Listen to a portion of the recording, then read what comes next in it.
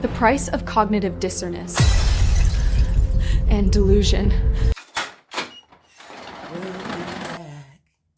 Welcome back, welcome back, welcome back to the price of cognitive dissonance and delusion and the propaganda we all fall for because of it. So let's keep on down this train that we've been on. And today we're going to talk about what we always talk about, the price of cognitive dissonance and delusion, the beef and broccoli edition. So yeah, we're going to hop down this memory train. We're going to get in our old time capsule, and we're going to see what our wonderful fellow Americans were saying in the 60s about us. Now I want you to remember, Malcolm X warned us in 1952 about assisting the Democrats in their civil rights movement because we were the face and the front and continue to be the face and the frontal push of the civil rights movement. Well, we know what they tell us happened, and they tell us that all POCs are aligned and an alliance, right? Well, let me show you with all that work, grind, the blood, sweat, and tears of our ancestors actually got us in return. I'm going to show you where the mind state of the individuals we continue to go to war and fight for was in the 60s. And then we're going to fast forward to present day. And we're going to see how these individuals still, one, see you, how they think about you, and then you'll understand why they treat you the way you do. Roll that beautiful beam footage. South have such a low social status that you simply can't be seen in public with them and still expect to have any respect. Time to help and try to go get go to barber shop. That's how the American barber know he not the full-blood Chinese. They say don't cut no nigga hair. They put out Cut no nigga hair. Movement helped the Chinese to attain certain status among the white world, more or less. Whereas we didn't have anything gained in the black world because they didn't have nothing for us to step into. Well, you know, we didn't march. If that's what you We didn't march. Why didn't we get out and march? And We didn't get marched. well, I guess the best answer is that I'm a coward. He said it. Coward. See, my people, you know, they think that blacks shouldn't belong with Chinese people. A lot of people want me to marry somebody my own color so that, you know, we have our own color because of the blood. And that's why, ma'am, because you don't want to have a baby with a I coward. don't have anything against you. I don't have anything against any color. And I was raised around black people. I'm not going to turn against black people because my people told me not to. I have my own life to live. Considered colored was considered Chinese because we only had Chinese. My father met my mother. It was right after the slaves was emancipated in the South. In other words, I don't Chinaman don't want no nigga baby. They will marry black, my children. Personally, I think that Chinese people tend to. You put me on the spot. Go ahead, man. Proceed, please. We want to know. Oh, okay. Chinese girl told me that she doesn't trust them. She don't like black people. She said they don't go with her color because they think they'll steal things and they'll rob people, kidnap and all that. But Sound I don't familiar? think like that. I just think Presidents like of Lulac, any colored people's my friend just as long as can they play get with along you. with me. They can't bring you in home. the South have low social status that you So that wasn't any of my, as some people would say, personal bias. This was a snapshot of our reality from the past. That being said, let's speed it up and fast forward and see where we're at present day. Now, I'm going to be very clear on what I'm about to say because I already know how most people think in this three-dimensional reality because they've been conditioned or indoctrinated to react to outside forces a certain way, we'll say, right? So people think I'm either being xenophobic or black nationalist racist, and I'm not. I'm just trying to get my people to open your eyes and read the room, because we like inviting everybody to the cookout. Every time someone does something that we think is, oh, look at that, they can dance so good. Oh, he rap really well. Get that motherfucker invite to the cookout. But then you wonder why, when they get in the house, they cock over and they shit on your coffee table and then look you in the face just like a Mexican OT or Mr. 6ix9ine.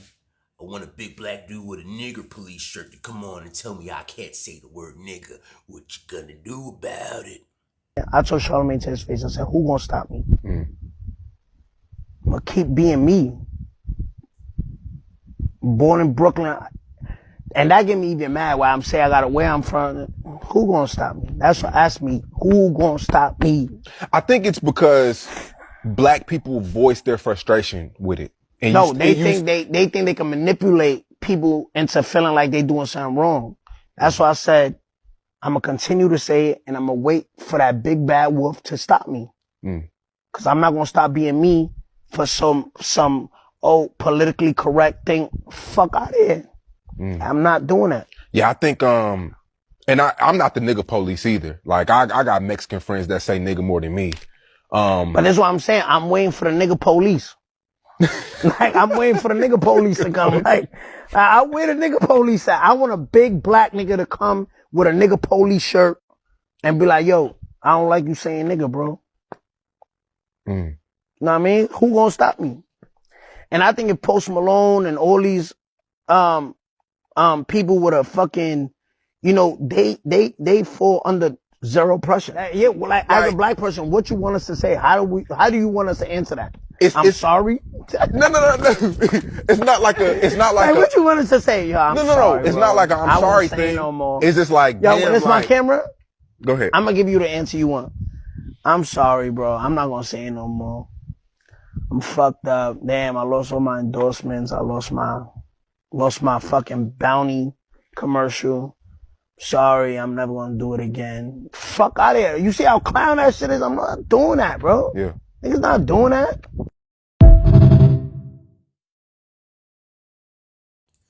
Well, back on track. We already showed you how they felt about you in the 60s. Let's see how they feel present day. A mainstream blacks versus Asian people debate. And I'm telling you right now, it ain't coming from us. We don't want to be associated with that victim mentality bullshit. And for the most part, we don't give a fuck. First of all, you people, y'all got 3 legs. Be happy, fucking move on. Right? Living with a resentful victim mentality is poison.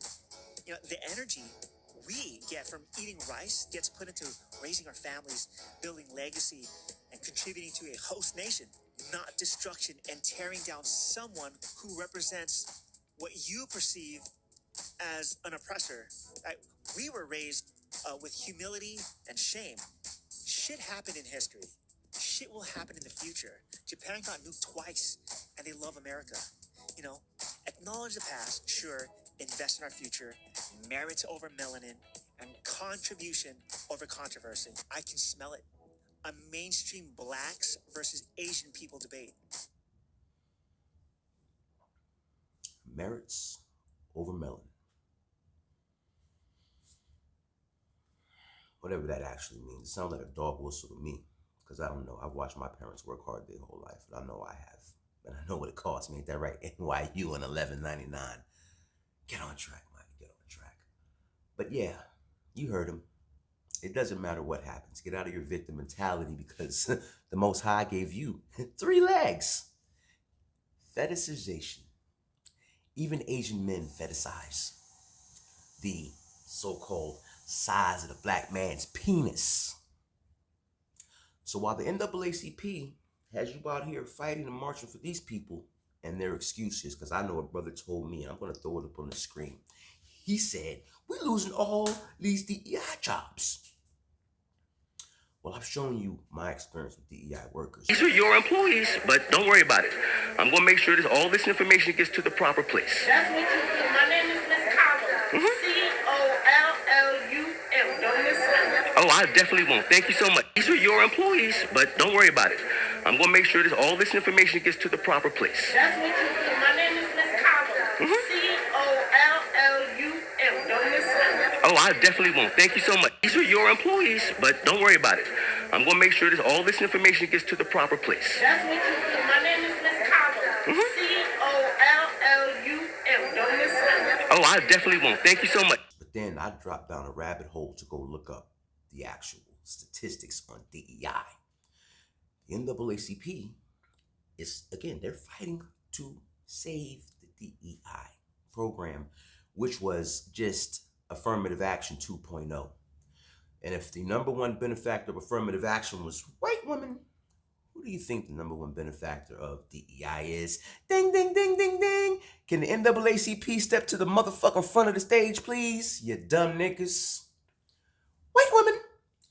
Except in the 2.0 edition, they added the alphabet committee to it, which means now you got white men in dresses acting like women that are either a part of that 60%, or they've got their own category that we don't know about. So it could be higher than 60% if the non-women women are included in the DEI program. Yeah, in fact, black women would receive the least benefits under the DEI program, according to their statistics. But what do we believe? I don't know. But what I do know is while y'all inviting all these motherfuckers to the cookout, they laughing in your faces because you shouldn't be mad about anything that they say or do about you because you was born with a big dick. So I guess that would equate to the black woman. Y'all all got thick lips and fat asses. So don't worry, be happy. And this is where we at. But I'm the xenophobic racist. Now, you know what I'm starting to think? Just like the China man in the first video said, I think a lot of you niggas are cowards. Because you want to play kumbaya with people who are openly telling you that they hate you. And by no means am I saying that this is everyone, because I have had great interactions with individuals, and I actually continue to. And I will ride or die for these individuals. But it's a collective. I've shown you the Mihora Larasha edition. I've showed you the Somalia edition. You don't know who your father is. Everybody is in your house as a quote-unquote black American telling you that you're not shit. But the NAACP, who's funded by the same people who funded the Southern Poverty Law Center, who we know what they've done and have always done, who funded by the same people who funded AIPAC, probably the same people that fund LULAC. And we know how the not even first four, but you know the four presidents I'm always showing you from LULAC. You know, matter of fact, I argue that Mexicans were legally white and should not be subjugated to the same Jim Crow treatment as blacks. Latin Americans of Mexican descent belong to the Caucasian race and are therefore white, which is true. And I say, let the Negro fight his own battles. His problems are not mine. I don't want to ally with him. I know Negroes aren't given their full share of democracy, but frankly, I'm prejudiced against Negroes, and I do not believe that they are entitled to everything that we get. And we taught our kids the same thing. That's why they can play with you. I can't bring you home. We are a white race, and we should not be treated like colored people. Yeah, so this is what we're fighting against while y'all niggas is out there licking boots. And this is why I had to cut damn near everybody I know loose. Because what I started to realize was a lot of the black men that I was surrounded by, they embrace and feed into this bullshit because they want company at the cookout instead of just handling business. Because, you know, everybody that watched me get my back kicked in by John Salvatore, Deborah Newman, and Jennifer Gallinaro, Jose LaBraca, Evelyn Campos Santos, Laura Goodwin, Mike Ashby, you know, the usual suspects. They was like, yo, are you gonna take that? I said, yeah, you know, I've been doing some things and I figured a few things out, so I'm gonna do a push to fight back. Yeah, you should. And the minute I fought back, you know what a nigga told me? You're wrong. You're making these people look bad. Nigga, I got sent home for being black. Nigga, I got suspended with never any fucking paperwork, just loss of pay and sent home for breaking rules that didn't even fucking exist. But my own people told me I was wrong. And of course, you know, I documented everything, but I just wanted to throw that out there because I want us to understand what we're doing to each other as they do this collectively to us. And then they call you a victim for fighting back. And then your own people say, nah, nigga, you wrong. Nah, I'm not wrong. I just refuse to sit around, sit back, complain and cry like a victim and do nothing like a coward. No. I'm going to speak and I'm going to act solution-based.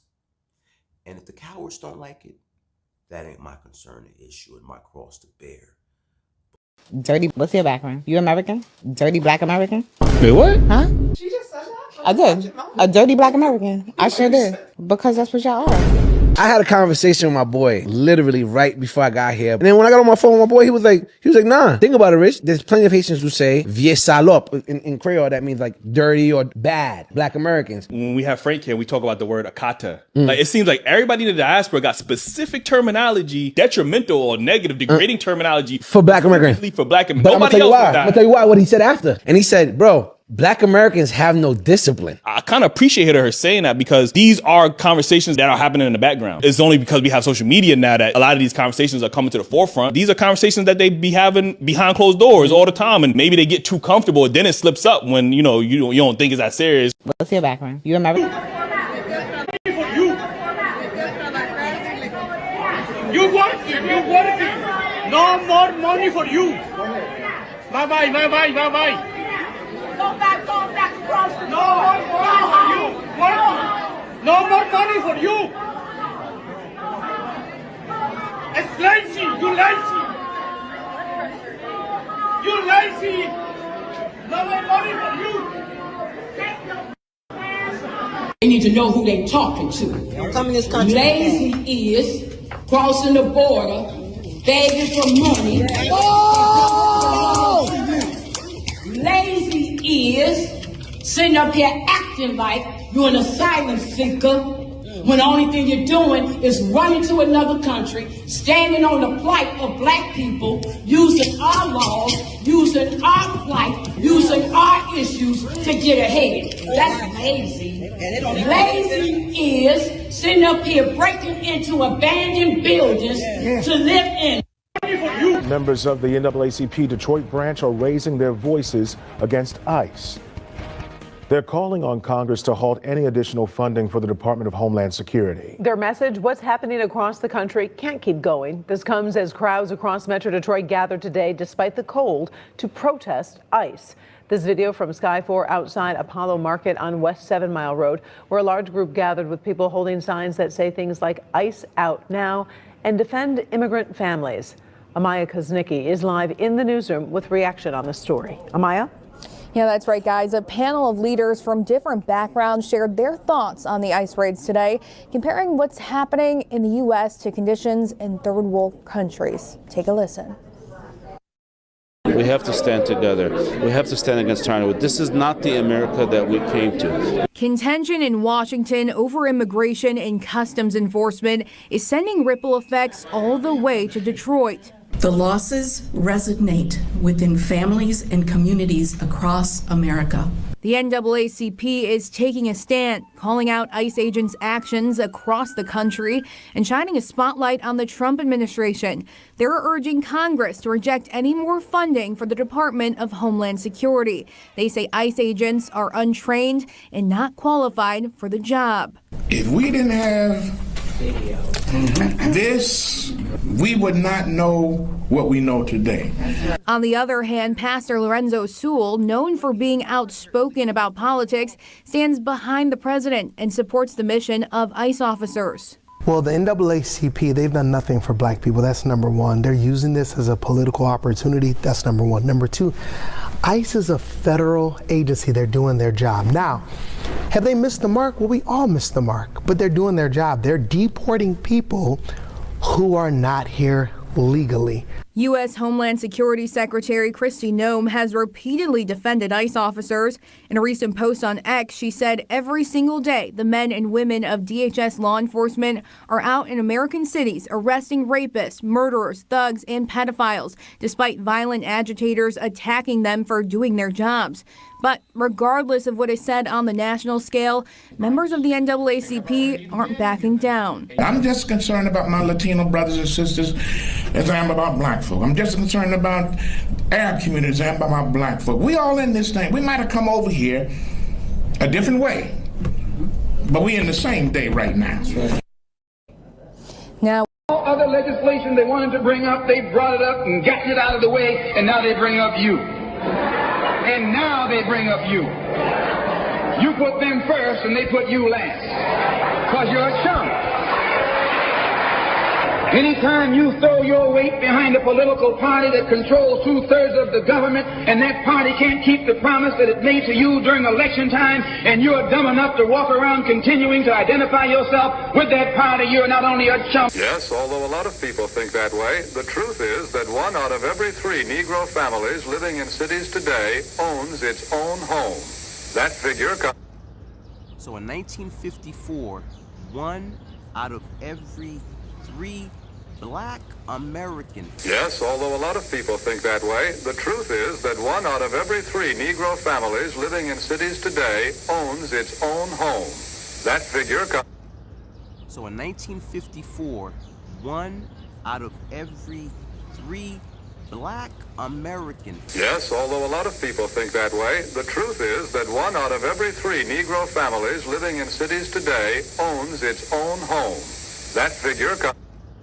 So in 1954, 1 out of every 3 black Americans. But you're a traitor to your race.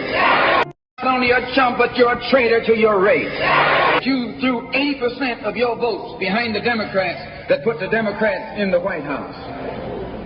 When you see this, you can see that the Negro vote is the key factor.